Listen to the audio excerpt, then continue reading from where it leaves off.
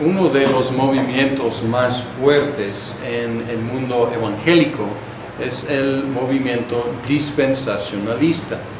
Y el movimiento dispensacionalista es, en cuanto a la historia de la Iglesia, una novedad. A ellos mantienen de que es una postura histórica y clásica, pero es muy difícil comprobar eso.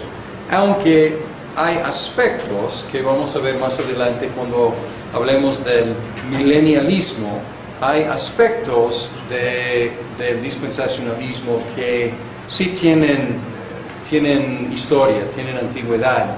Pero realmente el inicio del dispensacionalismo fue en 1909, cuando C.E. Scofield publicó una Biblia anotada. Y esta es una versión en español de la Biblia anotada.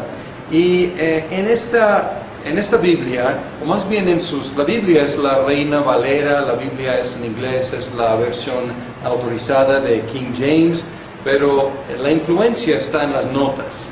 Y voy a leer la nota en Génesis 1:28, porque aquí es la novedad de Scofield.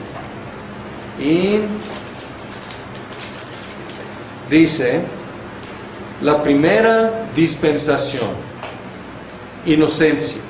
El hombre fue creado en estado de inocencia, colocado en un ambiente ideal, sujeto a una prueba absolutamente simple y advertido tocante a los resultados de la desobediencia. La mujer fracasó por causa del orgullo, el hombre cayó deliberadamente. 1 de Timoteo 2:14. Dios restauró a sus criaturas pecadoras, pero la dispensación de la inocencia terminó con el juicio de la expulsión de Adán y Eva de Edén. Génesis 3:24. En cuanto a las otras dispensaciones, véanse: conciencia, Génesis 3:23, gobierno humano, Génesis 8:20, promesa, Génesis 12:1, ley, Éxodo 19:8, gracia, Juan 1:17, y reino, Efesios 1:10. Y así Scofield dividió la Biblia en 7 diferentes dispensaciones. Y aunque sus notas son breves, la estructura que él planteó tuvo una tendencia de dividir la Biblia en 7 categorías herméticamente selladas y 7 diferentes épocas en las cuales el hombre, una vez más o vez tras vez, fue sujeto a una prueba, y fue siempre una prueba de obediencia. Entonces es como borrón y cuenta nueva. No funcionó la prueba con Adán, entonces otra prueba. No, pues el hombre reprobó otra vez, otra prueba. Reprobó otra vez, otra prueba. Y desde entonces el dispensacionalismo ha ido suavizándose, porque es imposible sostener una estructura de 7 épocas así herméticas, de borrón y cuenta nueva cada vez. Y el dispensacionalismo moderno, podemos decir, en muchas manifestaciones es mucho más suave en su presentación de las dispensaciones. Sin embargo, quedan 2 énfasis muy fuertes, aún en el dispensacionalismo suavizado. Un énfasis es la asignación del Antiguo Testamento a dispensaciones anteriores. Y para los dispensacionalistas, clásicos por lo menos, el Antiguo Testamento no es el libro de la Iglesia. Es para la nación de Israel, que es otra cosa distinta de la Iglesia, con otro destino diferente al destino de la Iglesia. Es un énfasis muy fuerte en el dispensacionalismo. Y una manifestación práctica y obvia de este énfasis del dispensacionalismo es si tú vas a una librería cristiana y tú buscas comentarios bíblicos, vas a encontrar comentarios bíblicos sobre ¿qué? El Nuevo Testamento. Y va a haber mucho menos sobre el Antiguo Testamento. Y en parte en español no están, es simplemente porque a lo mejor no han traducido todavía algunos buenos comentarios de otros idiomas. Han empezado con Nuevo y luego después van a llegar al Antiguo, pero hay un tipo de, no sé si quiero decir desprecio, pero desuso, podemos decir. El Antiguo Testamento no es nuestro libro, tiene ejemplos, tiene anticipos, tiene sombras, pero no es para la iglesia. Y el otro énfasis es una escatología premilenialista. En la parte de escatología, que es la última sección de este curso, vamos a hablar de premilenialismo, pero es un artículo de fe para los dispensacionalistas innegable y no negociable. Y a lo mejor pueden suavizar el concepto de las 7 dispensaciones, pueden suavizar muchas cosas, pero el premilenialismo es absolutamente necesario para los dispensacionalistas. Y el efecto de todo esto, cosa que vamos a mencionar en el milenialismo, el efecto de todo esto es perder la unidad de la Biblia y la importancia del Antiguo Testamento. En contraste con el dispensacionalismo está la teología del pacto. Y ya introdujimos la idea del pacto en las conferencias anteriores, pero quiero que pensemos ahora en lo que es un pacto y el efecto de ver la Biblia, si puedo inventar una palabra, pactualmente, en lugar de dividirla en sus dispensaciones. Hace 8 días empezamos con el primero de los 4 estados del hombre. El estado de, o los 2 primeros, perdón, el estado de inocencia y el estado de pecado. Ahora vamos a hablar del estado de gracia, el hombre en la gracia. Pero para hablar del hombre en la gracia, tenemos que hablar del pacto de gracia. Hace 8 días hablamos del pacto de creación, o pacto de vida, o pacto de obras. Ahora vamos a hablar de 3 pactos, incluyendo el pacto de obras. Pero lo que quiero enfatizar en general, antes de ver diferentes definiciones del pacto y diferentes pactos, es que la teología del pacto mantiene la unidad orgánica de la Biblia. Y no es de unidades separadas. Claro que hay desarrollo, pero es un desarrollo orgánico, o sea, como una planta. La semilla crece y brota y produce un tronco y ramas y fruto y flores, pero es el mismo ente y tiene una conexión orgánica entre todas las partes. Y la teología del pacto enfatiza la relación entre 3 pactos: el pacto de redención, el pacto de obras y el pacto de la gracia. Y a veces tienen diferentes nombres, pero vamos a utilizar estos nombres clásicos. El efecto práctico de la teología del pacto es que mantiene la unidad de la Biblia y la unidad de su enfoque en Cristo y la unidad del propósito de Dios desde antes de la creación del mundo. Entonces no es como un plan A y luego un plan B y un plan C, un plan D, etc. No, es un plan eterno que Él está llevando a cabo a través de toda la historia de la redención. Bien, pacto de redención. El pacto de redención es una formulación del consejo eterno de Dios para redimir a su pueblo por medio de un Salvador. Y este es el pacto de redención. El pacto de redención es el pacto entre el Padre y el Hijo, en el cual el Hijo toma la responsabilidad de ser el Salvador del mundo con todo lo que implica el ser el Redentor. Algunos recientemente, no tan recientemente, pero durante los últimos siglos, han cuestionado la formulación de este consejo eterno de Dios en un pacto. Para algunos es como tomar un concepto que es bíblico y forzar el concepto en el molde de pacto. Y ellos dicen, y es cierto, que el pacto de redención nunca se llama así en la Biblia. Este no es un problema insuperable porque hay otras cosas que usamos palabras extrabíblicas para describir lo que queremos decir, la Trinidad, por ejemplo.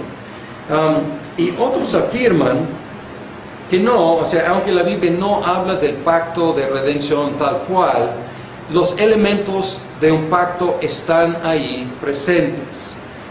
Los credos reformados de los siglos XVI y XVII no usan el lenguaje del pacto de la redención. Entonces no estamos como reformados confesionales o presbiterianos confesionales, no estamos obligados por nuestros estándares doctrinales a utilizar esta expresión. No están ahí. Sin embargo, la Confesión de Fe de Westminster tiene la semilla por lo menos de la idea. Y voy a leer en el capítulo 8, el primer párrafo, y es de Cristo el mediador. Y dice, agradó a Dios en su propósito eterno, escoger y ordenar al Señor Jesucristo, su unigénito Hijo, para que fuera el mediador entre Dios y el hombre, profeta, sacerdote y rey, el Salvador, cabeza de su iglesia, heredero de todas las cosas, pues de todo el mundo. Desde la eternidad le dio Dios un pueblo y que fuera su simiente, y para que a debido tiempo lo redimiera, llamara, justificara, santificara y glorificara. Esta es la idea, en esencia, del consejo eterno de Dios o del pacto de la redención. Un acuerdo intratrinitariano entre las personas de la Trinidad, el Padre encargando, eligiendo, el Hijo tomando, recibiendo la responsabilidad de llevar a cabo el plan de salvación, y el Hijo recibiendo como regalo del Padre a todos los elegidos, como su simiente, que Él eventualmente en la plenitud del tiempo, Él los redimiría. Muchos teólogos reformados han enseñado como una necesidad lógica y bíblica la idea del pacto de redención. Y Berkhof tiene una discusión del pacto de redención y habla cómo algunos diferentes teólogos reformados dividen, algunos identifican el pacto de redención con el pacto de gracia, otros dicen que no, es mejor conceptualmente dividirlos para apreciar lo eterno y lo histórico. Sin embargo, no son dos pactos divididos, uno es la realización del otro. Y pues aquí es parte del debate, pero una buena parte del debate tiene que ver con la definición del pacto. Y Berkhof, me gusta su discusión de los pactos. Su presentación es clásica, es sólida, es reformada. Desde el tiempo de Berkhof ha habido otros autores, otros teólogos reformados que han causado mucha controversia en el mundo reformado por medio de diferentes definiciones del pacto. Y probablemente el más controvertido es el profesor John Murray. Y él fue profesor en el seminario de Princeton y luego en Westminster, donde yo estudié. No traslapamos. Él cree que él murió en los 60, si no me equivoco, 68 por ahí. Y él tiene una definición que ha causado algunos problemas, pero déjenme, antes de llegar a las definiciones, algo de como general, como presentar lo que es la controversia. revisando, la teología de pacto reformada tiene tres pactos. Pacto de redención, el consejo eterno de Dios.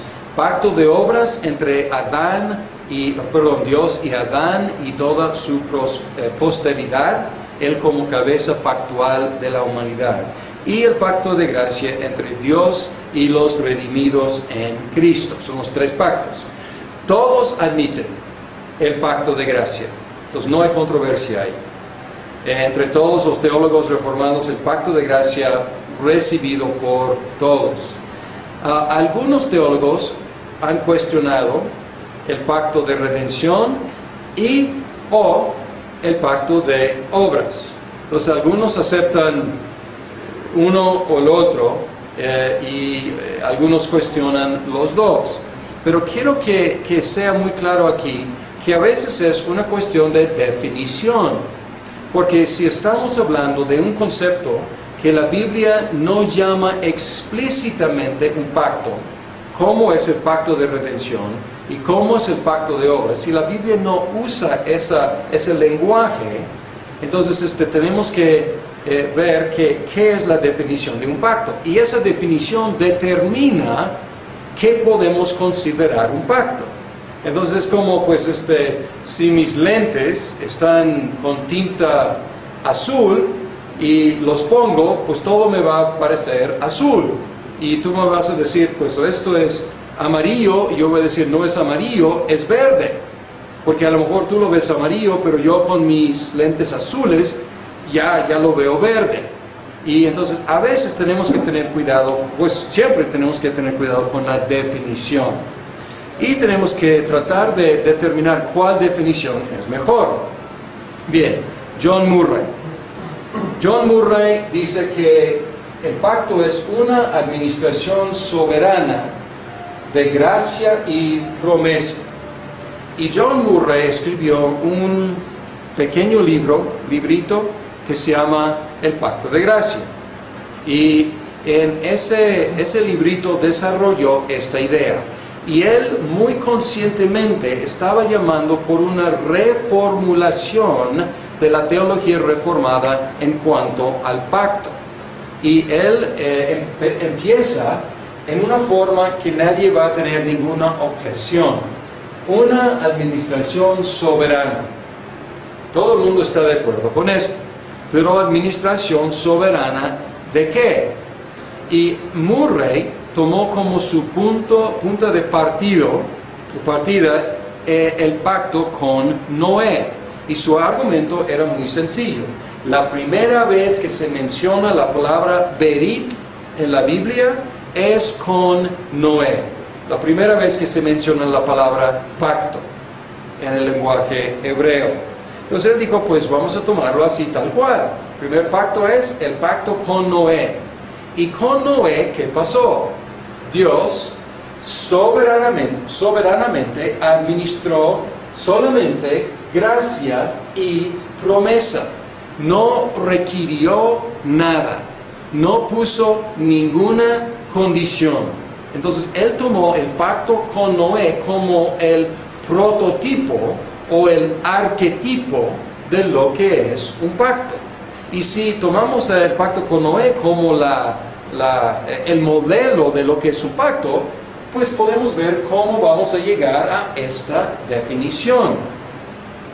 Y obviamente esta definición ve el pacto como algo unilateral, como algo soberano, y también como algo monérgico,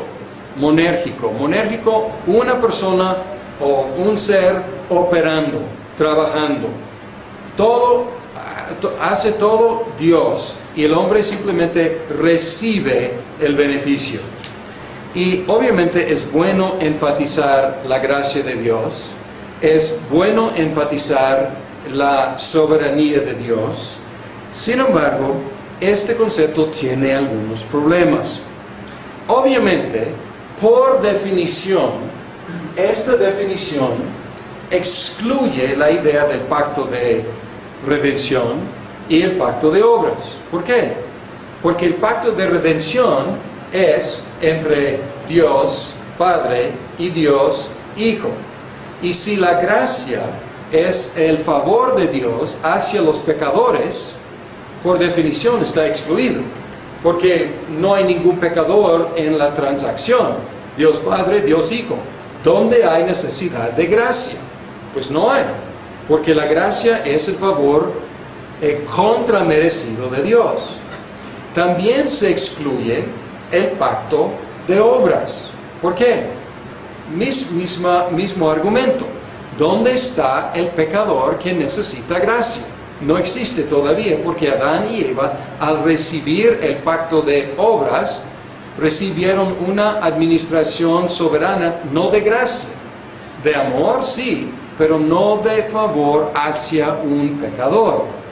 Entonces, lógicamente, no da lugar a estos conceptos. Entonces, para Murray hay un solo pacto, es el pacto de gracia. También, y aquí es un problema, y a lo mejor esto no es tan grave, en un sentido, porque podríamos decir, ok, estamos con Murray, vamos a usar lenguaje bíblico, vamos a hablar del pacto, donde la Biblia habla del pacto, perfecto, está bien, pero podemos seguir hablando del consejo eterno de Dios, para referirnos al arreglo intratrinitariano, y podemos utilizar otra palabra para hablar de la situación antes del pecado, la administración de la creación. Podemos usar otras palabras, si no queremos usar la palabra pacto. Una objeción más grave es que lógicamente no deja ningún lugar para las condiciones del pacto o las obligaciones humanas en el pacto. Y aquí es un problema y una tensión con Murray, porque Murray reconoce en otras administraciones de pactos, como en la administración del pacto con Moisés, con la ley, él admite que hay obligaciones. Y Noé tenía que hacer algo, tenía que creer y tenía que construir el arca. Sin embargo, la definición, ¿dónde puede encajar aquí alguna obligación humana? O sea, en esta definición, yo no veo ningún lugar. Entonces aquí como mete un problema, hace el pacto tan unilateral que realmente no hay lugar para requerir nada del hombre más que la fe en creer la promesa. También podemos cuestionar su procedimiento. Está bien decir, ok, el pacto con Noé es primera mención de la palabra berit, pero podemos preguntar, ¿hay otras relaciones en la Biblia que caen bajo la misma categoría, que no utilizan la misma palabra? O sea, esto podría ser posible. Entonces, su procedimiento no es necesariamente legítimo. Podríamos decir que, pues, Berit describe una relación. Y vamos a tomar la descripción de esa relación y vamos a ver cómo se describe en la Biblia y vamos a llegar a una definición y ver si hay otras relaciones, otras administraciones en la Biblia que podrían describirse con la misma idea, aunque la Biblia no utiliza la misma palabra. Hay algo curioso con Murray también. Él escribió el libro definitivo sobre Romanos 5, 12 al 21. Y en Romanos 5, 12 al 21, ahí es la descripción de Cristo como el segundo Adán, obedeciendo cuando Adán desobedeció. Y esta es la esencia de la idea del pacto de obras. Y Murray contribuyó el mejor librito, el definitivo, describiendo esa función de Cristo. Pero en su definición del pacto, negó el pacto de obras. Entonces aquí hay algo curioso, un poco irónico en el trabajo de Murray, porque él expresó la esencia de la teología federal en un librito y en el otro librito negó la posibilidad de un pacto de obras o el pacto de redención. El segundo, el doctor Palmer Robertson, y lo conozco personalmente, todavía vive, y él estuvo en el presbiterio cuando yo fui examinado, que fue un poco intimidante para este joven cuando me examinaron, y él estuvo ahí. Pero yo sabía, si alguien me preguntara, Larry, ¿qué es un pacto? Yo iba a dar la definición de Robertson, por supuesto, en ese presbiterio. Y él escribió un libro que se llama El Cristo de los Pactos. Y su definición es un vínculo en sangre administrado soberanamente. Podemos ver aquí algo en común con Murray, ¿no es cierto? Aquí podemos ver el énfasis en que el pacto es soberano, viene de Dios. No es una negociación entre Dios y los hombres. Dios impone, Dios instituye su pacto soberanamente. Y podemos ver también es una administración, algo en común con Murray.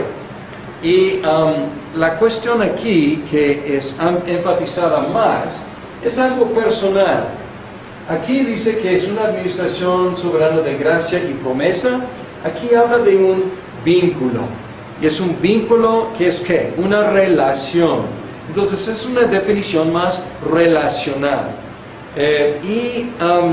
Deja lugar para condiciones y deja lugar para obligaciones humanas. Porque dice un vínculo en sangre administrado soberanamente. Este es más amplio que la definición, amplia que la definición de Murray. Entonces puede haber gracia, puede haber promesa, puede haber obligación, puede haber sanción, no dice. Y deja abierta la pregunta, y hay que ver en cada pacto si estos elementos están presentes. Entonces es una definición más flexible, más amplia. Y también admite la posibilidad de un pacto de obras. ¿Pueden ver eso? Que esta definición es suficientemente amplia para admitir un pacto que depende de la ejecución de Adán. Sin embargo, no puede dejar o no puede admitir esta definición el pacto de redención. Y él considera que el pacto de redención es una construcción artificial. Él está de acuerdo con el consejo eterno de Dios, pero él dice, no debemos hablar de esto como un pacto, es como forzar el asunto. Y su definición no admite. ¿Por qué? Porque, pues por lo menos, pues ¿dónde está la sangre? En el pacto eterno entre Dios Padre y Dios Hijo, o sea, no hay sangre, por supuesto.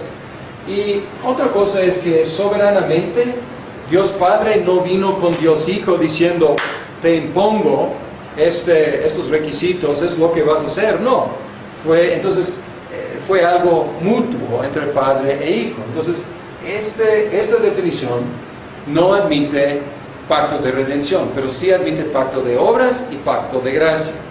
Esta definición admite solamente pacto de gracia, exactamente. Y un problema aquí,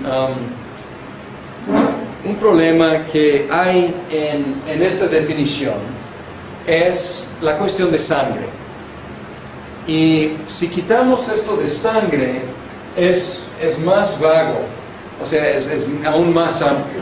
Pero él dice aquí, no tiene que ser sellado este vínculo con sangre.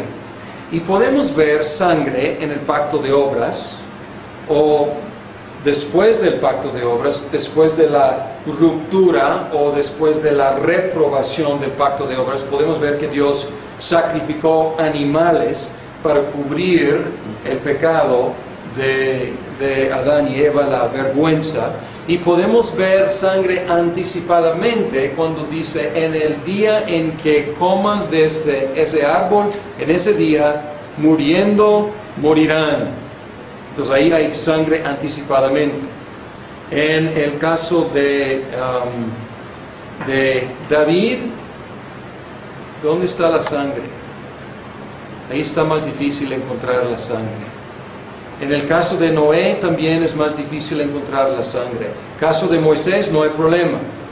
Ahí pues es muchísima sangre en la administración mosaica, en todos los sacrificios. Pero si esta es la definición, él encuentra en su libro, él encuentra referencias a sangre, pero se me hace que a veces está forzando un poco. Obviamente en el nuevo pacto, la sangre de Cristo.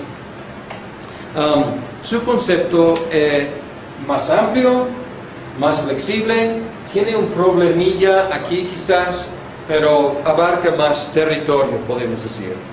El tercero, Meredith Kline, y Meredith Kline lo conocí una sola vez, no tuve el privilegio de estudiar bajo él, pero lo conocí, me entrevisté con él una sola vez, y he leído algo de sus libros que fueron asignados en mi seminario, porque él salió de nuestro seminario y fue a otra sucursal en la otra costa. Se fue de Filadelfia y fue a California. Él murió hace pocos años, en esta década él murió. Él tiene otra definición, un compromiso divinamente sancionado que funciona como instrumento del reino de Dios. Y aunque es una definición más larga, si pensamos, si analizamos, es aún más amplia que las anteriores. Un compromiso divinamente sancionado que funciona como instrumento del reino de Dios. Y aquí lo que él hizo, su procedimiento, ya vimos el procedimiento de Murray, empezó con Noé. El procedimiento de Kline, él hizo investigaciones originales y él contribuyó cosas originales al estudio de los pactos, porque él estudió los pactos de los soberanos del Medio Oriente en la temporada del Antiguo Testamento. Y él encontró mucha semejanza entre los pactos de los soberanos con sus vasallos en el Medio Oriente con el Decálogo, o sea, con los 10 mandamientos y con todo el libro de Deuteronomio. Aquí en México, si alguien quiere rentar una casa, muchas veces lo que hace es que va a la papelería y ¿qué compra? Sí, hay un formato, ahí está hecho, y luego puede tachar, puede añadir o puede dejarlo tal cual, y luego todo el mundo sabe que está ahí. Es un formato, porque en México ya se formalizó la forma de rentar una casa. El pacto está hecho y no necesitamos inventar otra vez la rueda para hacer un pacto de renta. Y Kline está diciendo lo mismo con los 10 mandamientos y con Deuteronomio. Moisés no tenía que inventar algo nuevo, el concepto ya estaba ahí en la cultura. Y él analiza el Decálogo, 10 mandamientos y Deuteronomio, y él dice que los pactos del Medio Oriente tenían estos aspectos, estos elementos: un preámbulo, un prólogo histórico, las estipulaciones y sanciones, los juramentos y votos y la ratificación. Y luego, en una forma muy interesante, él comparó lo que está en los 10 mandamientos y lo que está en todo Deuteronomio con esta estructura, y dice, ahí queda muy bien. Por ejemplo, preámbulo: yo soy el Señor tu Dios. Y luego, prólogo histórico: que los saqué del pueblo de Egipto, de la casa de servidumbre. Estipulaciones y sanciones. No tendrán otro Dios delante de mí, etc. Y luego después un servicio de ratificación. Algo muy interesante que él sugiere, hubo 2 tablas de la ley. Y normalmente pensamos que a lo mejor no cabían los 10 mandamientos en una sola tabla, necesitaban 2 tablas, o a veces pensamos que primeros 4 mandamientos en la primera tabla, los que tienen que ver con relación con Dios, segunda tabla, los últimos 6 mandamientos, los que tienen que ver con nuestra relación con el prójimo. Pero Klein dice que la costumbre en el Medio Oriente en esa temporada era 2 tablas. Una tabla depositada en el templo del soberano y una tabla depositada en el templo del vasallo. Y aquí, como Dios es el soberano y su pueblo es el vasallo, no hay 2 templos, hay un solo templo. Al principio era tabernáculo. Entonces, según Klein, eran 2 copias de los 10 mandamientos depositados en el mismo lugar, porque el tabernáculo del soberano y el tabernáculo del vasallo es exactamente el mismo. Si es cierto o no, nadie realmente sabe, porque nadie ha visto jamás las 2 tablas. Sin embargo, es su procedimiento. Y lo que hizo es que, basándose en lo que él aprendió de los pactos del Medio Oriente, él llegó a esta idea, un compromiso divinamente sancionado que funciona como instrumento del reino de Dios. Y él criticó la restricción de Murray y él aceptó los pactos de obras y también el pacto de gracia y también el pacto de redención. ¿Por qué? Vamos a ver. ¿Puede describir, les pregunto, ¿puede describir esto, la relación entre Dios Padre y Dios Hijo?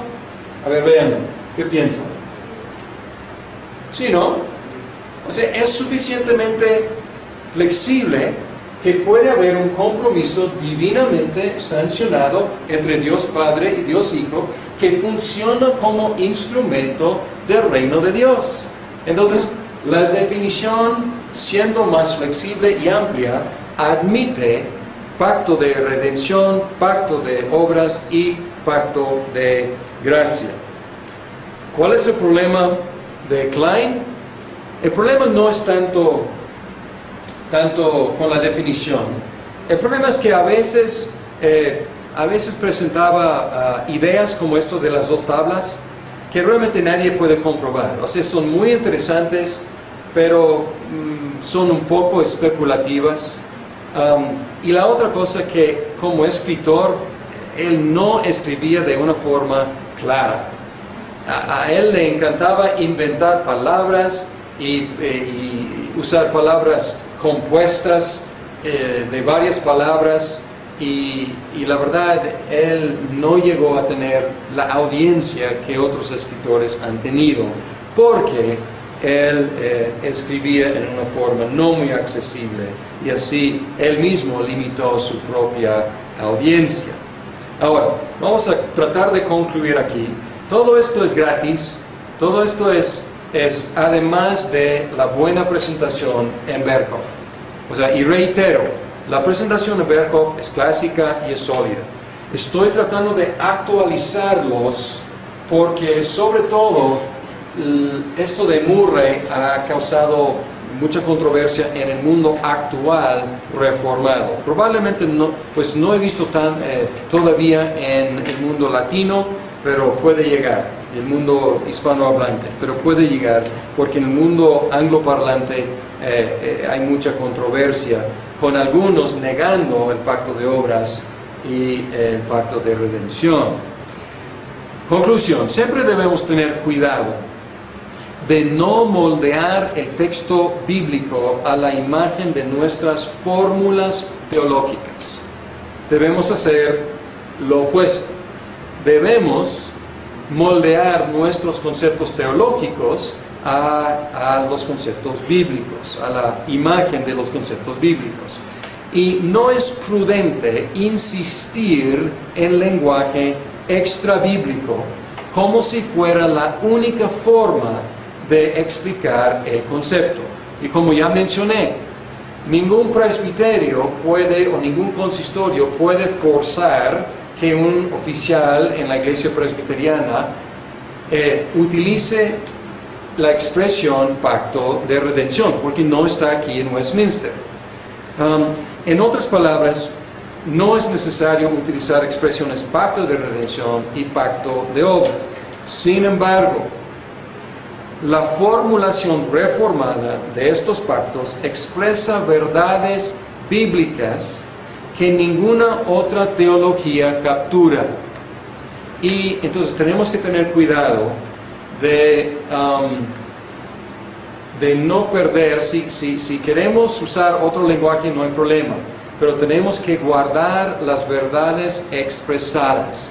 Y si hay otro lenguaje mejor, más bíblico, adelante.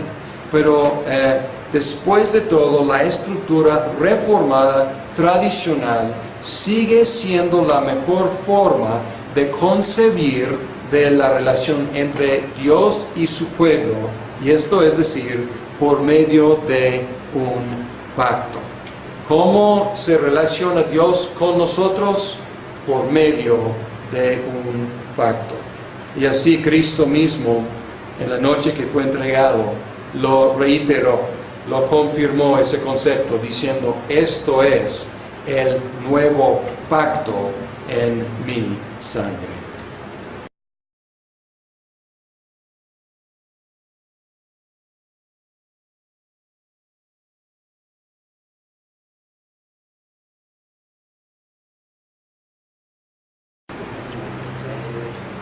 Uno de los movimientos más fuertes en el mundo evangélico es el movimiento dispensacionalista.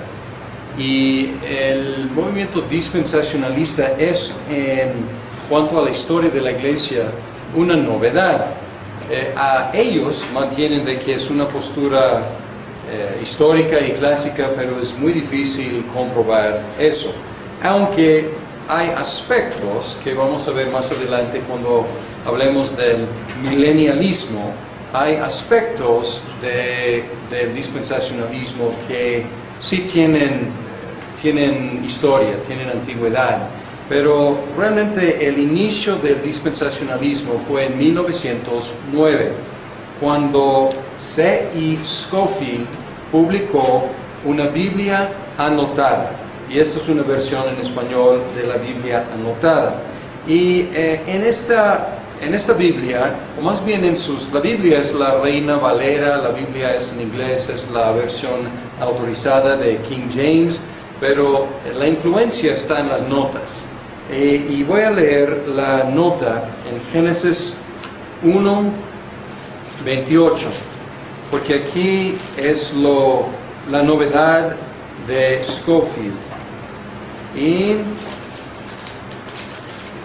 dice: la primera dispensación, inocencia.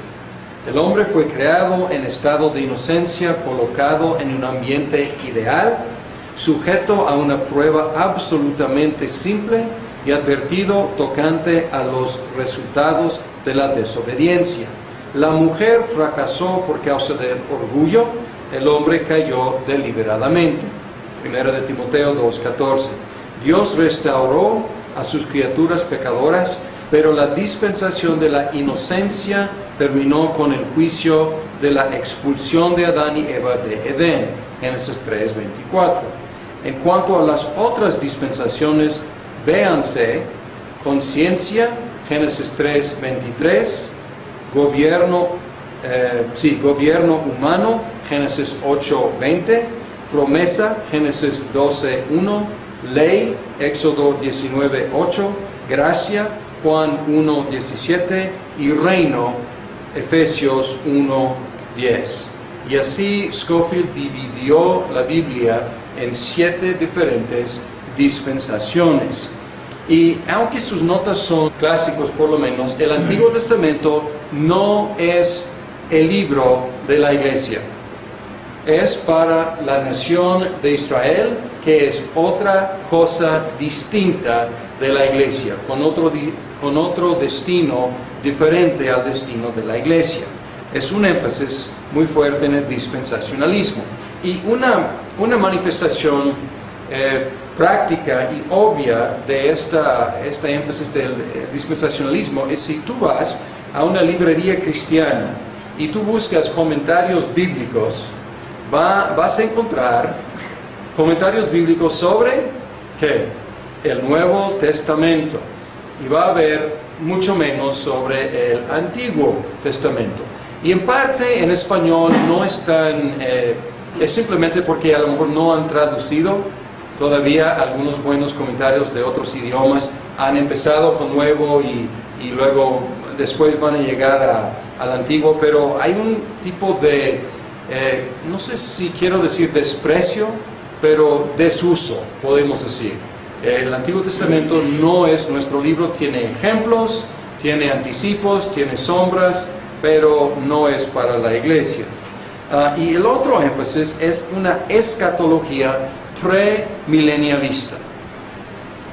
En la parte de escatología, que es la última sección de este curso, vamos a hablar de premilenialismo, pero es un artículo de fe para los dispensacionalistas innegable y no negociable.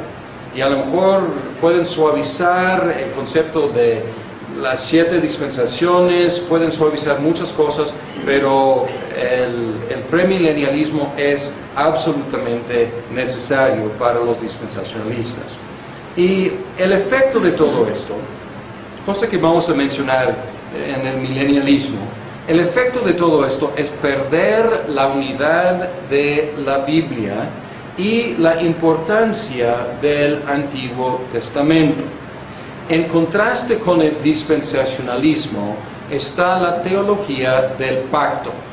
Y ya introdujimos la idea del pacto en las conferencias anteriores, pero quiero que pensemos ahora en lo que es un pacto y el efecto de ver la Biblia, si puedo inventar una palabra, pactualmente, en lugar de dividirla en sus dispensaciones. Hace 8 días empezamos con el primero de los 4 estados del hombre, el estado de, o los 2 primeros, perdón, el estado de inocencia y el estado de pecado. Ahora vamos a hablar del estado de gracia. Breves, la estructura que él planteó tuvo una tendencia de dividir la Biblia en 7 categorías herméticamente selladas y 7 diferentes épocas en las cuales el hombre una vez más o vez tras vez fue sujeto a una prueba y fue siempre una prueba de obediencia. Entonces es como borrón y cuenta nueva. No funcionó la prueba con Adán, entonces otra prueba. No, pues el hombre reprobó otra vez, otra prueba. Reprobó otra vez, otra prueba. Y desde entonces el dispensacionalismo ha ido suavizándose, porque es imposible sostener una estructura de 7 épocas así herméticas, de borrón y cuenta nueva cada vez. Y el dispensacionalismo moderno, podemos decir, en muchas manifestaciones es mucho más suave en su presentación de las dispensaciones. Sin embargo, quedan 2 énfasis muy fuertes, aún en el dispensacionalismo suavizado. Un énfasis es la asignación del Antiguo Testamento a dispensaciones anteriores. Y para los dispensacionalistas,